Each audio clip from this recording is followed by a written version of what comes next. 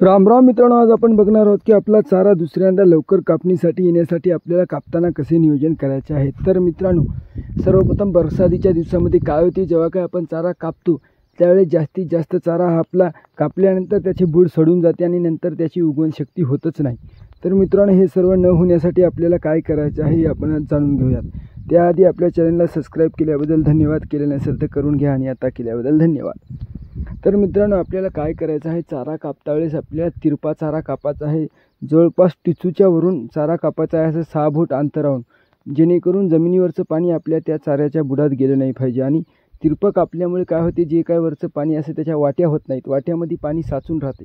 तिरपं कापल्यामुळे त्याच्यात पाणी साचून राहत नाही मित्रांनो। आणि जर तुम्ही कीटकनाशकची फवारणी करत असाल, जेव्हा काय आपला चारा दुसऱ्यांदा हिट होतो त्यावेळेस आपल्याला बुरशीनाशकचा आणि 1919चा सुद्धा वापर करायचा आहे। त्याच्यामुळे आपला चारा हा झपाट्याने वाढतो मित्रांनो। पुन्हा एकदा लाईक सबस्क्राइब करा, धन्यवाद।